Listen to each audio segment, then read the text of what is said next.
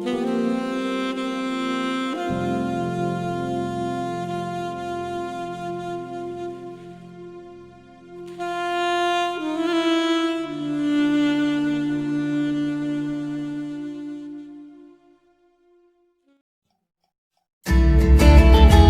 to the midweek service. Welcome you all. Let's worship the Lord. From the highest of heights to the depths of the sea, creation's revealing your majesty. From the colors of fall to the fragrance of spring, unique in the song that it sings, all exclaiming, indescribable, uncontainable. You place the stars in the sky and know them by name. You are amazing, God. All powerful, untamable, awestruck before to our knees as we humbly proclaim. You are amazing, God. Yes, Lord, indescribable is your love. Who has hold every line in gold where it should go? Oh, sin heavenly storehouses laid in stone. You imagine the sun and give souls to its light, yet conceals it to bring us the coolness of night. None can fathom, indescribable, uncontainable. You place the stars in the sky and you know them by name. You are amazing, God. All powerful, untamable, awestruck before to our knees as we humbly proclaim. You are amazing, God. You are amazing, God.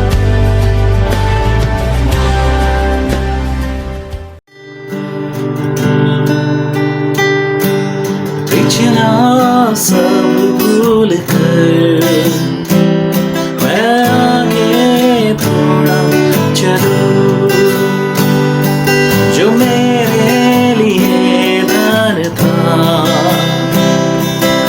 उसको मैं त्याग दूं। पिछला सब भूल कर मैं आगे थोड़ा चलूं, जो मेरे लिए दान था उसको मैं त्याग दूं, कि मैं पाऊं उससे पुरस्कार। दौड़ा मैं चाहूं कि मैं पाऊं उससे पुरस्कार।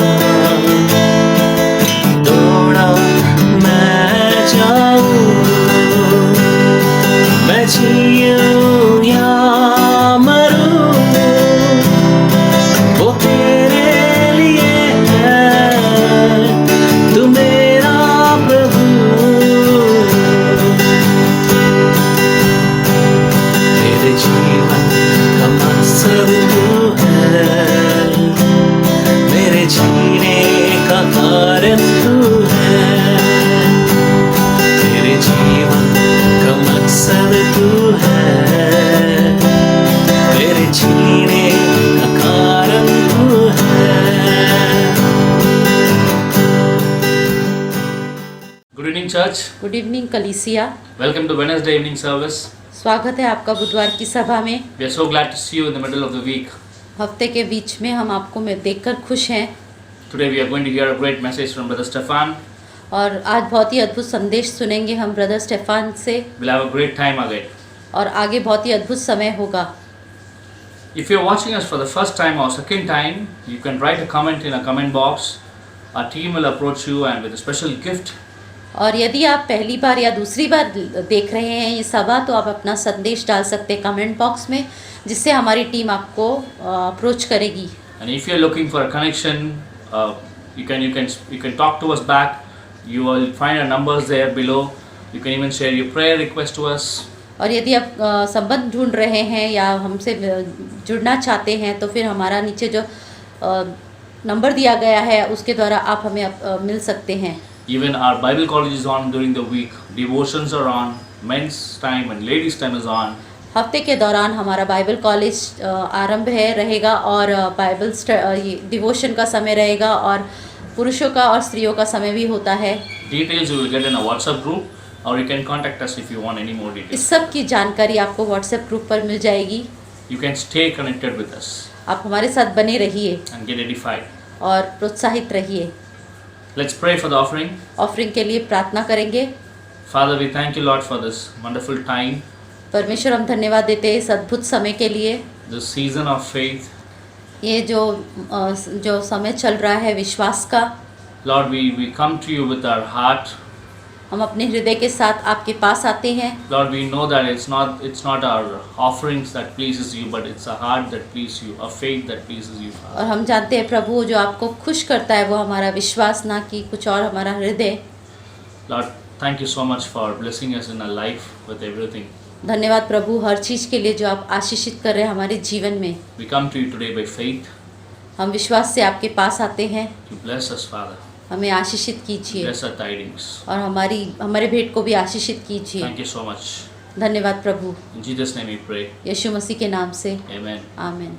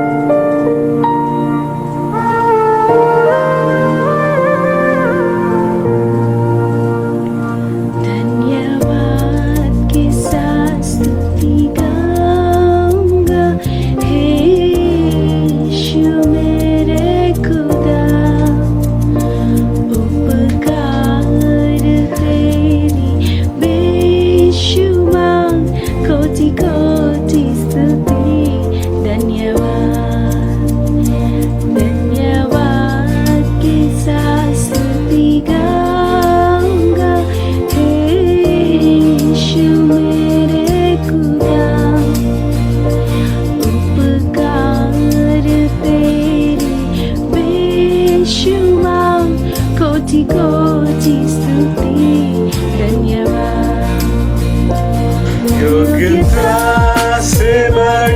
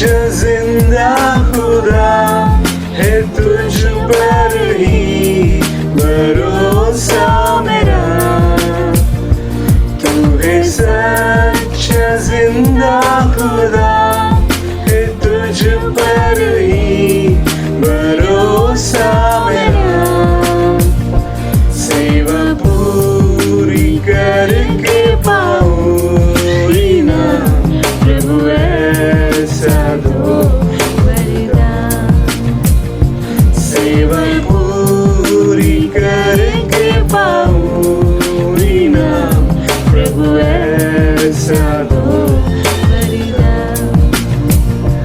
धन्यवाद की स्तुति गाऊंगा हे यीशु मेरे खुदा, उपकार तेरे बेशुमार कोटि कोटि स्तुति। धन्यवाद धन्यवाद की स्तुति गाऊंगा हे यीशु मेरे खुदा, उपकार तेरे बेशुमार कोटि कोटि स्तुति। धन्यवाद कोटि कोटि स्तुति। धन्यवाद कोटि कोटि स्तुति। धन्यवाद।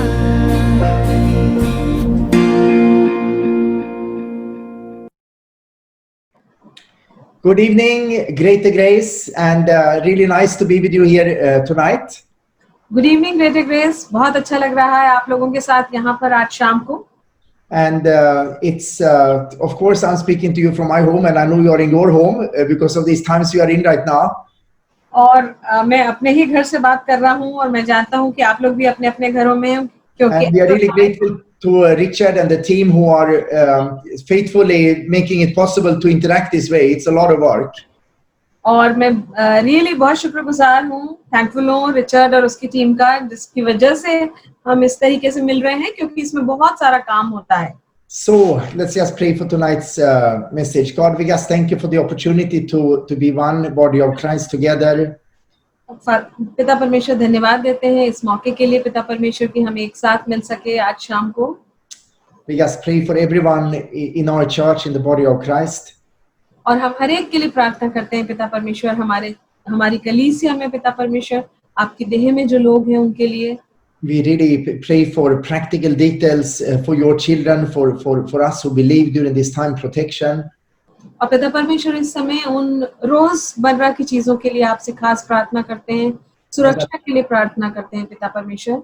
And you just stir us up to draw closer to you and to see that the times we are in is a great opportunity to just draw nearer to you. और पिता परमेश्वर हम जानते हैं ये बहुत अच्छा मौका है आपकी नजदीकी में बढ़ने का और आपके करीब आने का पिता परमेश्वर। In Jesus' name we pray, amen. यीशु मसीह के नाम में मांगते हैं, आमीन। So we are going to look here at a portion in 1 Peter chapter 1. So हम पहले पत्रस उसके पहले अध्याय से एक हिस्सा देखेंगे, Verse 6 and 7, if you can turn with me there. और उसका 6वां और 7वां वचन यदि आप वहां पर पहुंच सकें तो। And we will just read together. और आइए हम साथ में पढ़ते हैं। In this you greatly rejoice, though now for a little while, if need be, you have been grieved by various trials. इस कारण तुम मगन होते हो, यद्यपि अवश्य है कि अभी कुछ दिन के लिए नाना प्रकार की परीक्षाओं के कारण दुख में हो, That the genuineness of your faith, और इसलिए कि तुम्हारा परखा हुआ विश्वास being much more precious than gold that perishes, though it is tested by fire, may be found to praise, honor and glory at the revelation of Christ Jesus. जो आग से ताए हुए नाशवान सोने से भी कहीं अधिक बहुमूल्य है, यीशु मसीह के प्रकट होने पर प्रशंसा और महिमा और आदर का कारण ठहरे।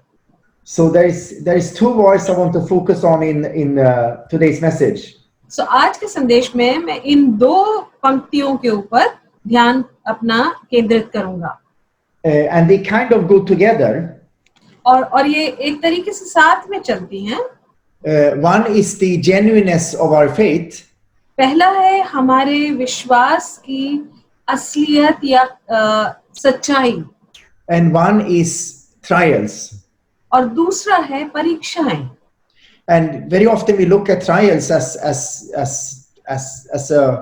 a pain in our life, which it often is. और ज्यादातर परीक्षाओं को हम एक तकलीफ और एक दर्द की तरह देखते हैं अपने जीवन में, जो कि वो ज्यादातर होती हैं। And it's very easy to say what I'm saying now, that the trials are for our benefits from a loving God, when we don't have trials. But when we have trials, we tend to sometimes look at it differently. और बहुत आसान होता है, जैसे मैं अभी कह रहा हूँ कि ये जो परीक्षाएं होती हैं ये हमारी भलाई के लिए होती हैं, परमेश्वर के, प्रेम करने वाले परमेश्वर की ओर से, मगर वो इस समय आसान होता है जब मैं उन परीक्षाओं में से नहीं गुजर रहा हूँ। But it's really the trial and the conflict that brings out the opportunity for us to make decisions and trust by faith. परंतु ये जो परीक्षाएं हैं वो हमें मौका देती हैं कि हम विश्वास के निर्णय ले सकें। That the genuineness of your faith being much more precious than gold that perishes. क्योंकि आपका जो विश्वास है या हमारा जो विश्वास है उसकी सच्चाई या उसकी परख एक सोने से ज्यादा है, वो सोने से ज्यादा कीमती है। What is it that is so precious to God? और क्या चीज है ऐसी जो परमेश्वर के लिए इतनी अमूल्य है? And Peter is using the analogy of gold here, because gold is something that we can easily relate to. We can understand that it's valuable, it has value, it can give us things. With our frame of references, that's something of great value. और क्यों पतरस इस शब्द या इस उदाहरण सोने का उदाहरण ले रहा है? क्योंकि सोना काफी महंगा होता है, अमूल्य होता है, वो हमारे लिए वो चीजें खरीद सकता है जो काफी बड़ी होती हैं। So what is it that is much more precious than gold? तो क्या चीज है ऐसी जो सोने से भी ज्यादा कीमती है? In Hebrews chapter 11 verse 6, इब्रानियों के 11:6 में देखें तो the only thing that pleases God is faith. कि सिर्फ एक चीज परमेश्वर को भाती है या प्रसन्न कर सकती है, और वो है विश्वास। So what is the proof of our faith that Peter is writing about here? सो क्या प्रमाण है हमारे विश्वास का जिसके बारे में पतरस यहाँ पर लिख रहा है? The proof of our faith is actually our response to God. और वो है जो ये जो सबूत है वो हमारा प्रत्युत्तर है परमेश्वर को, हमारी प्रतिक्रिया है परमेश्वर की तरफ। There is much carnal teaching on faith. और बहुत दैहिक शिक्षा दी जाती है विश्वास के ऊपर। In fact, all religions, all philosophies speak about faith. और देखा जाए तो हर धर्म और हर तरीके का दर्शन विश्वास के बारे में बात करता है। And very often, even believers thinks about faith that we want something from God and we get it. और विश्वासी भी इसी तरीके से बात करते हैं कि हमें जैसे परमेश्वर से कुछ चाहिए तो वो हमें मिल जाता है, वो विश्वास है। I really wanted something in my life. मैं कुछ चाहता था अपने जीवन में। I prayed and I believed and I got it. और मैंने उसके लिए प्रार्थना की, मैंने विश्वास किया और वो मुझे मिल गया। And the proof for my faith is that I believed and I got what I wanted. That's the proof for my faith. और मेरे विश्वास का सबूत ये है कि मैंने उसके लिए प्रार्थना की और वो चीज मुझे मिल गई। Me, my faith, I believe. और ये सिर्फ मैं मेरे बारे में है, मेरा विश्वास, मेरी प्रार्थना। And when we don't get what we want, और जब हमें वो नहीं मिलता जो हमें चाहिए था, जो हमने मांगा था, it would mean that we don't have enough faith. तो उसका फिर मतलब ये हो जाता है कि हमारे पास उतना विश्वास नहीं था। God could have given it to us, but we did not believe strongly enough, so we didn't get it. You need to believe more. और परमेश्वर हमको दे सकता था, परंतु हमको उसके लिए ज्यादा विश्वास करना जरूरी था और इसलिए नहीं मिला हमको। But the faith that pleases God that we hear about in Hebrews 11:6. So जो हम यहाँ पर इब्रानियों 6 में देखते हैं विश्वास के बारे में, is a faith that is placed in the person and the work of Jesus Christ on the cross. और वो विश्वास है जो यीशु मसीह के ऊपर हमारा है और उसके पूरे किए हुए क्रूस पर जो उसने काम किया उस पर विश्वास है, and the belief that is placed in God's values, in what He says is true. और वो इस बात पर है कि जो वो कहता है वो सच है। Now, in James chapter 2, verse 17, James writes और याकूब का 2:17 में यदि हम देखें तो that faith by itself, if it does not have works, is dead. कि विश्वास कर्मों के बिना अधूरा या मरा हुआ है। And then he says that someone will say that if you have faith and I have works, show me your faith without your works, and I will show you my faith by my works. और वो कहता है कि यदि कोई मुझसे कहता है कि मैं विश्वास बिना अपने कर्मों के दिखा सकता हूँ, तो मैं तुम्हें अपने कर्मों के साथ अपना विश्वास दिखाऊंगा। And then in verse 21, James writes that was not Abraham our father justified by works when he offered Isaac his son on the altar? और वो कहता है कि क्या हमारा पिता इब्राहिम अपने कर्म के द्वारा विश्वासी नहीं माना गया था जब उसने इसहाक अपने इकलौते पुत्र को बलिदान करने के लिए वो तैयार हो गया था। So many people have taken this verse out of context, out of complete context of the New Testament, and said, hey, look, the Bible says that you need to have works, you need to work. That's the only way you can be accepted by God. और इस आयत को इतना गलत समझा गया है, इतने गलत तरीके से समझा गया है कि लोग कहते हैं देखो कर्म जरूरी है। By the way, the book of James was one of the first books that were written in the New Testament.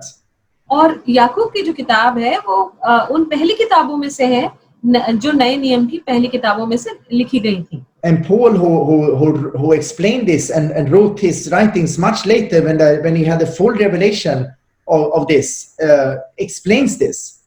और पौलुस जिसने बाद में लिखा और जिसको पूरा प्रकाशन मिला था, वो उस चीज को और ज्यादा आगे समझाता है। But this has often been taken out of context to prove that we somehow need to add something we do to the work that Christ already has done for us on the cross. परंतु इसको हमेशा इस तरीके से समझाया जाता है, पढ़ाया जाता है कि जो यीशु मसीह ने जो काम किया उसमें हमें कुछ और जोड़ना है, कुछ और ऐड करना है। Just so our flesh and our old sin nature can feel satisfied that we are also contributing somehow to what God has done.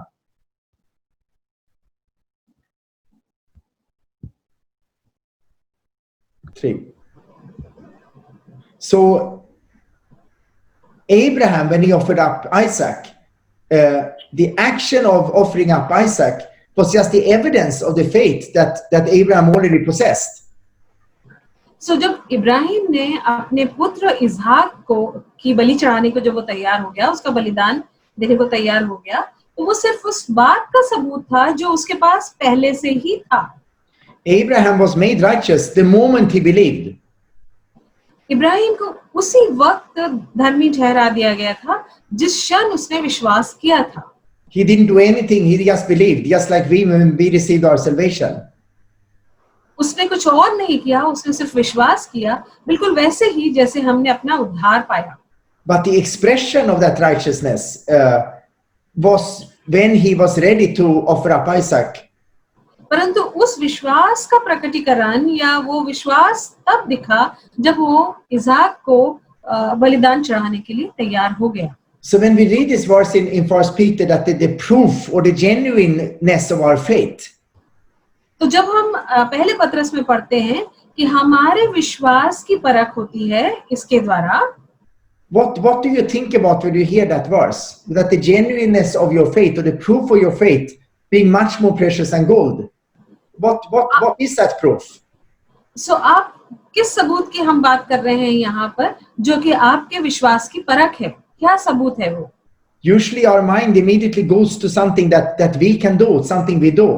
Because we are used to measure, we are used to compare, and we are used to do things ourselves to get something in return.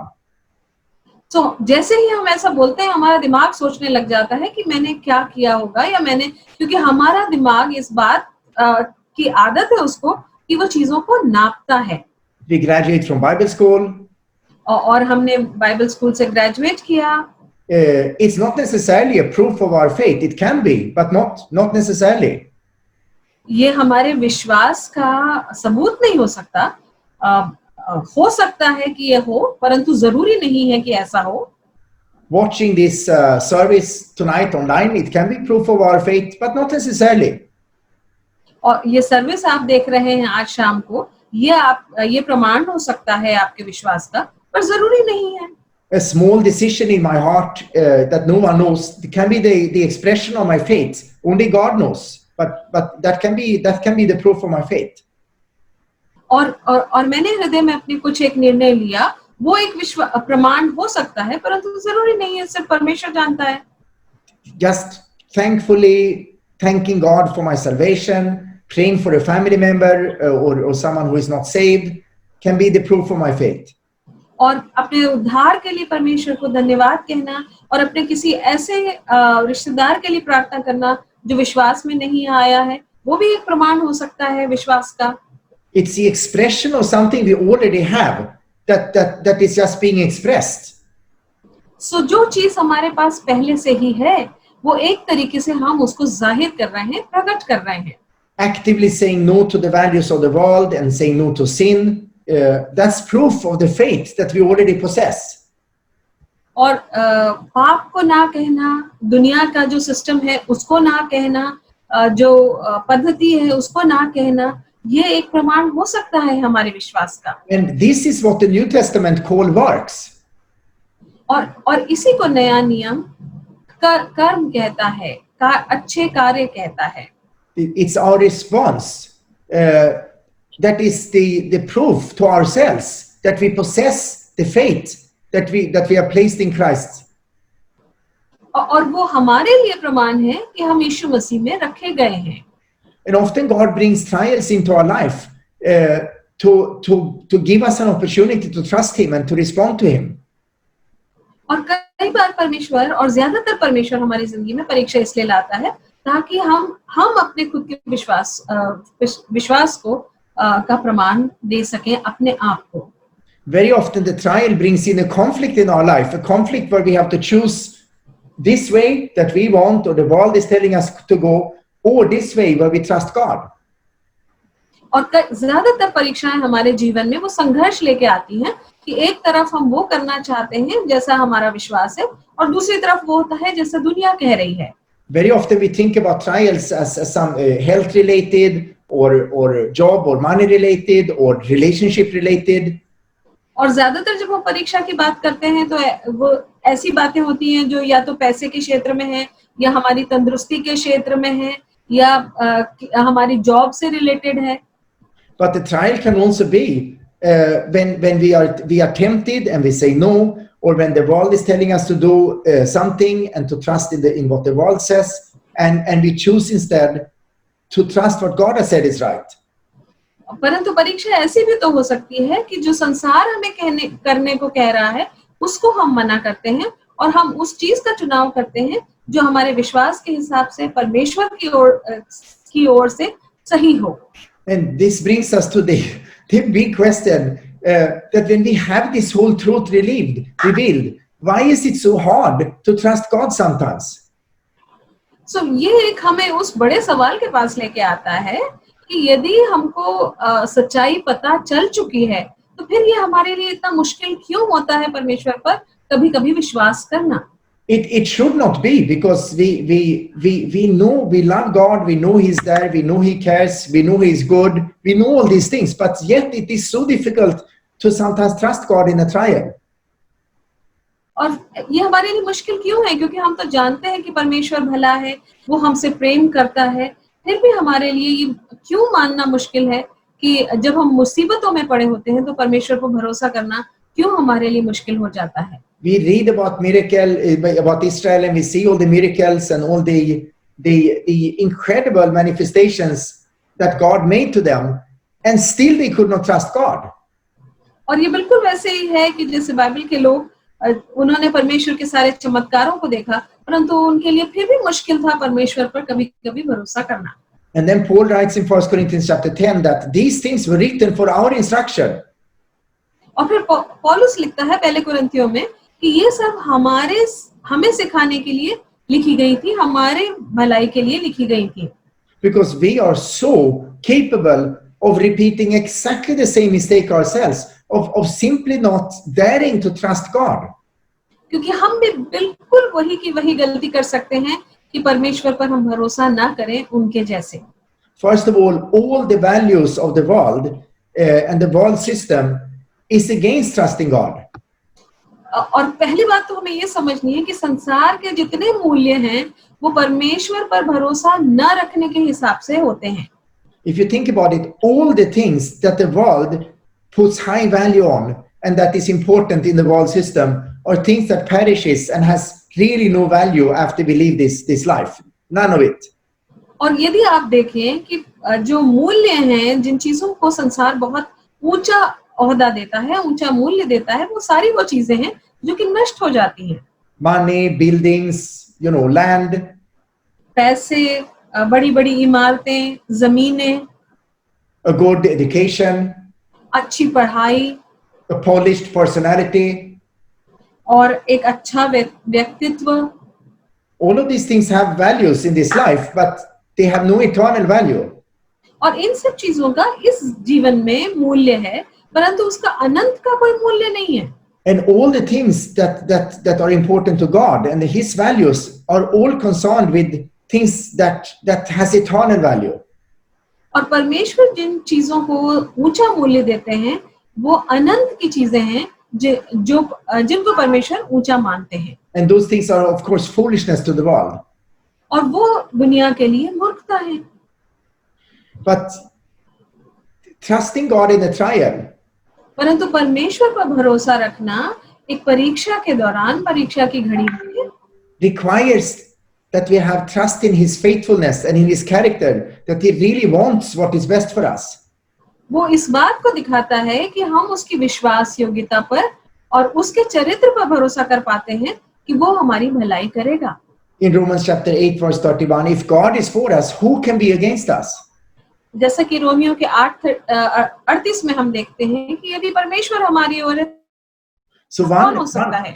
one reason it's difficult for us to apply faith is because everything that the world puts value on and everything around us put value on are values that are opposite to the things that are important to God. तो एक चीज जो सबसे ज्यादा हमें नजर आती है कि जिन चीजों को संसार बहुत ऊंचा मूल्य देता है या जिनको ऊंचा मानता है, वो परमेश्वर जिन चीजों को ऊंचा मानता है उनसे बिल्कुल विपरीत होती हैं। And the second thing, the second reason why it is difficult for us to trust God is because of our old nature. और दूसरा कारण जिसकी वजह से हम परमेश्वर पर भरोसा नहीं कर पाते हैं, वो है हमारा पुराना पापी स्वभाव, which cleaves to, which hangs on to all the things that has natural perspective and a natural solution, and it wants to trust in itself and it doesn't want to trust in God. और वो उन चीजों से चिपका रहता है जो स्वाभाविक रूप से अच्छी नजर आती हैं और जो उसको ऐसा लगता है कि स्वाभाविक मनुष्य को अच्छी लगे। We make decisions about who we marry, we make decisions about jobs we take up, we make decisions about how we spend our time. और हम इसी पे आधारित निर्णय लेते हैं कि किससे शादी करेंगे, जॉब कैसे करेंगे, ये सारी चीजें कहाँ करेंगे, ये सारी चीजें। Because our old nature is independent and it wants to come up with its own solution, and it's against trusting God. क्योंकि हमारा पुराना पापी स्वभाव जो है वो अपने आप पर भरोसा करना चाहता है और परमेश्वर पर भरोसा नहीं करना चाहता। Even we look at Peter's life before Christ went to the cross. और यदि हम पतरस के जीवन को भी देखें, यीशु मसीह के क्रूस पे जाने के पहले तो, And Peter wrote this portion that we just read about the genuineness, the preciousness of our faith. और उसने हमारे विश्वास की बहुमूल्यता के बारे में लिखा है। And we see him in his natural, absolutely convinced that he will go with Christ to the cross if he has to. He's convinced that he will not deny Christ. और वो उसको जैसे बिल्कुल पक्के तरीके से पता था यीशु मसीह के क्रूस पे जाने के पहले कि यदि जरूरत पड़ी तो वो यीशु मसीह के साथ क्रूस पे जाने को तैयार है। With all his natural courage, his natural resolve. और वो अपने स्वाभाविक हिम्मत में और अपने स्वाभाविक दृढ़ता में उसने ऐसा सोचा होगा। But when he sees the natural situation, Christ is Messiah and King is now on the cross, bleeding, mocked, helpless. परंतु जब असली बात हुई, जब ये सचमुच में ऐसा हुआ, तो वो बिल्कुल असहाय था। It was just impossible to believe. और उस वक्त बिल्कुल विश्वास करना बिल्कुल असंभव था। And he returned to a natural perspective. और वो स्वाभाविक सोच पे, स्वाभाविक नजरिए पे वो आ गया। And then we see this incredible transformation in Peter and all the apostles after they see the risen Christ and after the Holy Spirit reveals to them the truth of what has happened. और फिर हम देखते हैं कि यीशु मसीह के पुनरुत्थान के बाद इन सब चेलों में जो खासकर पतरस में जो परिवर्तन आता है। What an incredible transformation. कितना अद्भुत परिवर्तन था वो। And we have that same revelation in our life. और वही प्रगटीकरण हमको हमारे जीवन में भी मिलता है। We have the full revelation of God's goodness, His care, His mercy, His grace. हमें पूरा प्रगटीकरण मिल चुका है उसके अनुग्रह का, उसके प्रेम का, उसकी सामर्थ्य का। The whole plan of God in the Old Testament, the prophecies, the fulfillment in Christ. और पुराना नियम और फिर उसके बाद भविष्यवाणियों का पूरा होना और नया नियम यीशु मसीह। We have the Holy Spirit living in us. और पवित्र आत्मा हम में रहता है, वास करता है। Peter, when he denied Christ, did not have the Holy Spirit living in him. जब पतरस ने यीशु मसीह का इनकार किया तब पवित्र आत्मा उसके अंदर नहीं रहता था। And we have that whole truth revealed to us and we believe and we know it is true. और हमारे सामने अब सच्चाई पूरी सामने आ चुकी है और हम जानते हैं कि ये सच है। And that's why I get so annoyed with myself and I cannot believe and I cannot make the right decisions. तो इसलिए बार जब मैं सही निर्णय नहीं ले पाता हूँ तो मुझे अपने ऊपर बहुत कोफ्त होती है। We see God's faithfulness in the past in our life. We see how He came through. We saw His plan in things we thought were really bad for us. We realized it was good for us. We saw how God was with us, how He was good, how He provided, how He took care of us. और हमने देखा कि परमेश्वर की विश्वास योग्यता को हमने नजदीक से देखा। हमने देखा उसकी योजना को हमारे लिए। हमने ये जाना कि उसकी जो योजना हमारे लिए थी वो हमारी भलाई के लिए थी, हमारी सोच के खिलाफ, लेकिन फिर भी हमारे लिए कई बार ये मुश्किल होता है। And then we have a small decision to make and we still gravitate towards trying to fix it on our own and trusting, our old nature or trusting, just our solutions and not trusting God that we know everything. और ये सब होते हुए, जानते हुए भी एक छोटा सा भी निर्णय जब हमें लेना होता है तो हम अपने स्वभाव के हिसाब से या स्वाभाविक पुराने मनुष्य के हिसाब से हम निर्णय लेने की कोशिश करते हैं, समाधान ढूंढने की कोशिश करते हैं। When Peter is writing about the proof and the genuineness of our faith, तो जब पतरस इस बारे में लिख रहा है, प्रमाण के बारे में लिख रहा है, हमारे विश्वास की बहुमूल्यता या परख के बारे में बोल रहा है, तब he's not writing about something that we need to do. तो वो इस बारे में बिल्कुल नहीं लिख रहा है कि यहाँ पर कुछ करने के लिए है। He's speaking really about that we have opportunities all the time to respond to God or choose the natural provision. वो इस बारे में लिख रहा है कि हमारे पास हमेशा ये मौके होते हैं कि या तो हम अपने पुराने मनुष्य के हिसाब से लें या परमेश्वर ने जो हमारे लिए प्रावधान किए हैं उसके हिसाब से निर्णय लें। And that proof of our faith is what is more precious than gold to God. और ये जो है, ये परमेश्वर के लिए विश्वास का ये प्रमाण परमेश्वर के लिए सोने से ज्यादा बहुमूल्य है। The faith that Hebrews 11:6 speaks about. और इब्रानियों का 11 जिसके बारे में बात करता है, जिस विश्वास faith is the only thing that pleases God. कि विश्वास सिर्फ विश्वास से ही परमेश्वर प्रसन्न होता है। Now, just three quick points here about trials. तो यहाँ पर 3 चीजें मैं बोलूंगा परीक्षाओं के बारे में। Peter is using the analogy of gold here and faith. और विश्वास की तुलना पतरस कर रहा है, उदाहरण के रूप में वो सोने का इस्तेमाल कर रहा है। Because gold, when it's heated up, it responds by becoming purer. The dross is being separated and the real gold remains.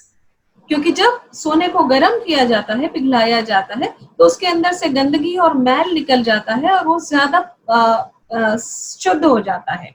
So God is allowing our faith to be tried, giving us an opportunity to exercise our faith and to choose in the trial. So परमेश्वर हमें ये परीक्षाओं के द्वारा ये मौका देते हैं कि हम चुनाव करें, सही चुनाव करें।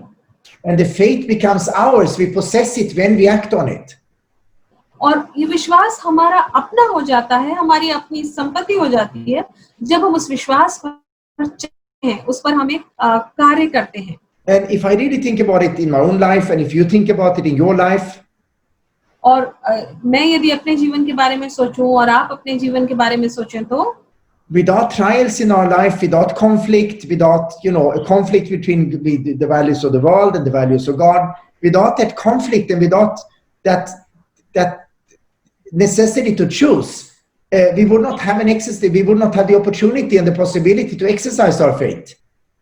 So, यदि हम देखें कि परीक्षाओं में जैसे हमको एक मौका मिलता है इस संघर्ष का सामना करने का, कि हमें या तो परमेश्वर के मूल्यों के हिसाब से चुनाव करना होता है या संसार के मूल्यों के हिसाब से, तो वो हमारे विश्वास को बढ़ाने के लिए बहुत जरूरी चीजें हैं। And there are some trials in our life that comes just simply from our own bad decisions. और कुछ चीजें हमारे जिंदगी में सिर्फ हमारे खुद के मूल्यों के हिसाब से आ जाती हैं। From our own foolishness. हमारी खुद की मूर्खता में से। From when we choose wrong and we deliberately choose not to trust God, not to trust His provision, not to trust what He says is true. और ये तब होता है जब हम चुनाव नहीं करते हैं उस प्रावधान का जो परमेश्वर ने हमारे लिए दिया है। And the Bible says that even those trials which are caused by ourselves are good for us. परंतु बाइबल कहती है कि वो परीक्षाएं भी जो हमारी मूर्खता के कारण हमारे जीवन में आई, वो भी हमारे लिए अच्छी हैं। With loving discipline, God brings us back, and all things works together for good. और प्यार से परंतु अनुशासन के द्वारा परमेश्वर हमें वापस अपने पास लेके आता है। And then there are trials where we have done nothing wrong, and it's just something we are going through. We don't even understand why. और कुछ ऐसी परीक्षाएं होती हैं जिनमें हमने कोई गलती नहीं की होती है, जो हमारी गलती की वजह से नहीं होती, और हमें पता भी नहीं होता है कि क्यों आई है वो हमारे जीवन में। Like Job had not done anything wrong, and he went through this horrific trial. जैसे अय्यूब ने कोई गलती नहीं की थी जब वो इतनी बड़ी परीक्षा में से गुजरा। But the Bible says that even those trials are precious to us because it gives us an opportunity to trust God and to respond to Him by faith. परंतु बाइबल कहती है कि ऐसी जो परिस्थितियां भी हैं, ऐसी परीक्षाएं भी हैं, वो हमारे विश्वास के लिए बहुत अच्छी होती हैं, क्योंकि हमें परमेश्वर को चुनने का और परमेश्वर पर भरोसा करने का ये मौका देती हैं। And the second point about trials is our own attitude about the trial, in the trial. और दूसरी चीज जो महत्वपूर्ण है यहाँ पे, कि हमारा नजरिया क्या है उस परीक्षा की ओर जब हम परीक्षा में से गुजर रहे होते हैं, तो that the trial is good for me. कि ये जो परीक्षा है वो मेरे लिए अच्छी है, मेरी भलाई के लिए है। It's in Psalm 119. भजन संहिता 119 में it's beautiful when the psalmist is giving this incredible attitude and perspective on the very difficult trial he's going through. और यहाँ पर हम देखते हैं कि भजनकार जो है वो अपना नजरिया दे रहा है उस परीक्षा में से, एक भयंकर परीक्षा जिसमें से वो गुजर रहा है उस पर। And he was afflicted for no fault of his own. और वो जिस परेशानी और तकलीफ में से गुजर रहा था उसमें उसकी कोई गलती नहीं थी। And he's writing, before I was afflicted, I went astray. और फिर भी वो लिखता है कि मुझ पर जब ये परेशानी नहीं आई, वेदना नहीं आई थी, तो मैं दूर जा रहा था। Then he's writing, it is good for me that I have been afflicted. और वो कहता है कि ये भला हुआ कि मुझ पर ये तकलीफ आई। And then he writes that I know that your judgments are righteous, and in faithfulness you have afflicted me. और वो कहता है कि मैं जानता हूं कि आपने न्याय आपके न्याय में आपने मुझ पर ये मुसीबत आने दी है, आपके न्यायी स्वभाव के वजह से। Wow, what a beautiful perspective on trials. सोचिए कितना अद्भुत नजरिया है परीक्षाओं पर। Knowing the character of God and trusting in His plan and trusting that what He will do is good for me. और परमेश्वर के स्वभाव पर भरोसा, उस पर विश्वास करना, उसकी जो योजना है मेरे लिए उस पर विश्वास करना, और जो वो करेगा मेरे लिए वो मेरी भलाई के लिए है, ये कितना अद्भुत है। And the final point on trials that I just thought about this morning is our response in the trial.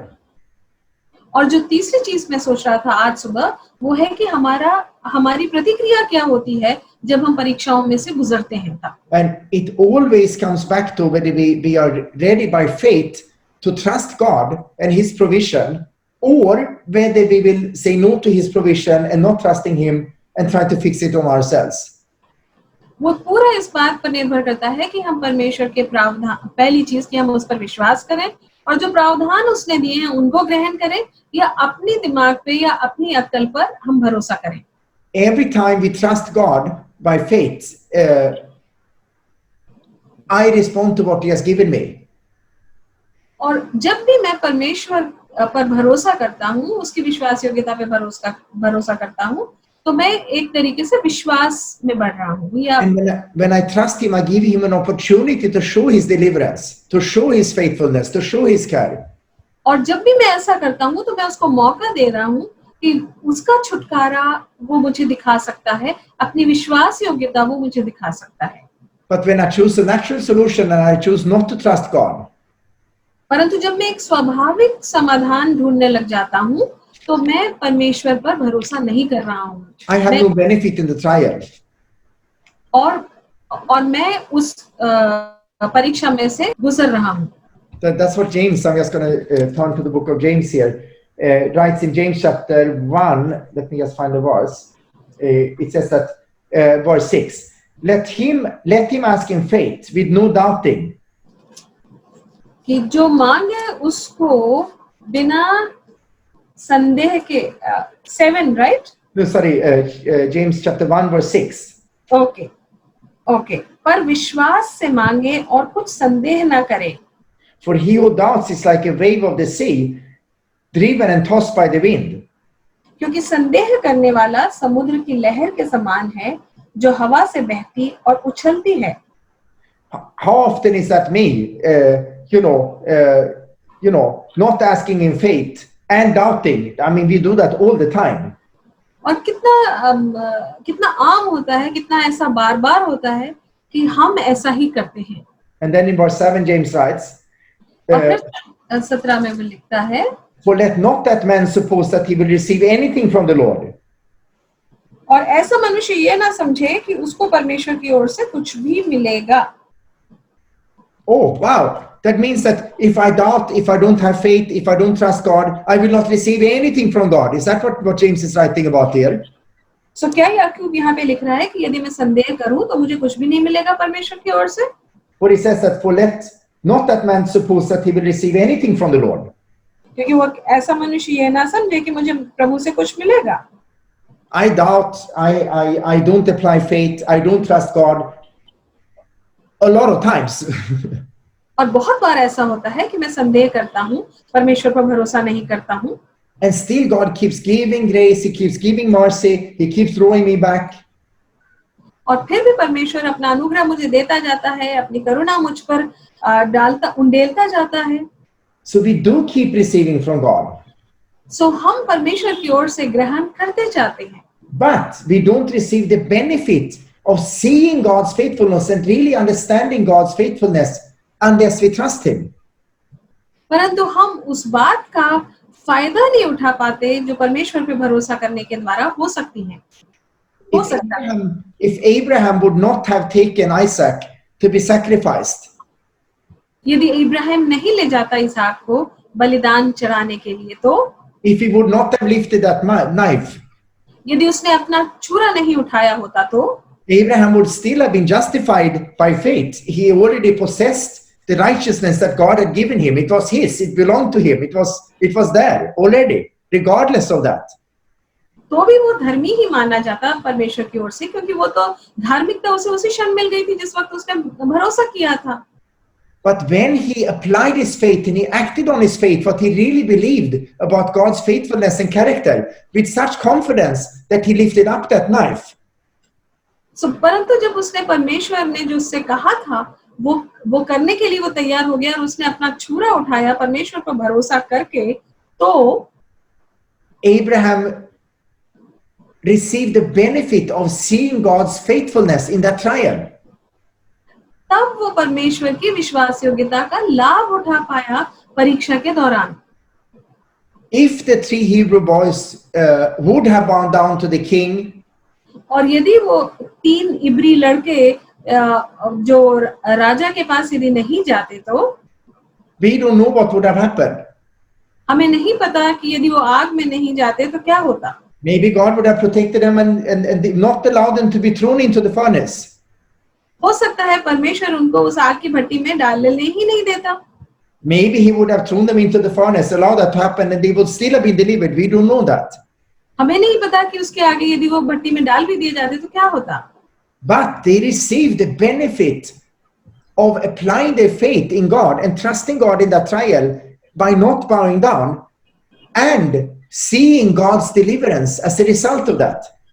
परंतु उन्होंने इस बात का लाभ उठाया कि जब उन्होंने परमेश्वर की विश्वास योग्यता पर या परमेश्वर पर भरोसा किया तो उन्होंने उस चीज का लाभ उठाया और उन्हें पता चला कि परमेश्वर का छुटकारा कैसा होता है. And this is what happens every time we make a small decision that no one knows about by faith to trust God. बिल्कुल वैसे ही होता है हर बार जब हम एक छोटा सा निर्णय लेते हैं परमेश्वर पर भरोसा करने का जिसके बारे में और किसी को कुछ नहीं पता है. But we give God an opportunity to show his faithfulness. तो हम परमेश्वर को मौका देते हैं अपनी विश्वास योग्यता को दर्शाने का. And we know that it is God. और हम जानते हैं कि ये परमेश्वर ही है. And it's not ourselves. और ये हमारी खुद की समझ नहीं है या हम खुद नहीं हैं. So the preciousness of our faith, the genuineness of our faith, which is much more precious than gold, सो हमारे विश्वास की परख या हमारा विश्वास जो सोने से भी ताए हुए सोने से भी अधिक बहुमूल्य है, is when we place our trust in the character and promises of God, वो ये है कि जब हम अपना भरोसा परमेश्वर के स्वभाव और उसके वायदों पर रखते हैं and we choose. और हम चुनते हैं. It's not necessarily something we do, ये जरूरी नहीं है कि हम इसमें हमें कुछ करना है, but we place our trust and our confidence in the work of Christ on the cross. परंतु हम अपना विश्वास और अपना भरोसा परमेश्वर या यीशु मसीह के काम पर, पूरे किए हुए काम पर रखते हैं. And we come empty-handed, और हम खाली हाथ आते हैं trusting a good God और भरोसा करते हुए एक भले परमेश्वर पे, and making a decision in our heart that we will really trust him in this situation.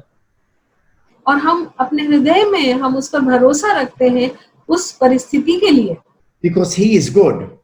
क्योंकि वो भला है. He did all the work for our salvation. उसने सारा कार्य हमारे उद्धार के लिए उसने पूरा किया. He paid the full penalty for our sin on the cross. उसने हमारे पापों का पूरा भुगतान कर दिया क्रूस पर. He gave us his righteousness as a free gift. और उसने अपनी धार्मिकता हमें एक उपहार के स्वरूप में दे दी. He justified us. उसने हमें धर्मी घोषित किया. And if he is for us, who can be against us? और यदि वो हमारी ओर है तो हमारे खिलाफ कौन हो सकता है? So how can we not trust him with small decisions and problems in our personal daily life? तो फिर हम अपने छोटे छोटे दिन के निर्णयों के लिए उस पर क्यों भरोसा नहीं कर सकते? Why would we live in fear and anxiety? क्यों हम परेशानी में और चिंता में जीते हैं, डर में जीते हैं, When he has done the full work on the cross to pay for our sin and make us perfect in his sight. जब उसने क्रूस पर कार्य के द्वारा पूरा कर दिया कार्य और उसने हमें अपनी नजरों में धर्मी ठहरा दिया है, घोषित कर And दिया है. not take care of small situations and trials in our life if we trust him. सो हम इन छोटी छोटी चीजों से यदि उस पर भरोसा करें तो हम उसमें से गुजर सकते हैं. So that was a thought from me to you. सो ये मेरा विचार था, ये मेरा मनन था आपके लिए. The preciousness to God of our faith when we trust him. तो परमेश्वर के लिए हमारा विश्वास कितना बहुमूल्य होता है जब हम उस पर भरोसा करते हैं. Amen. आमीन.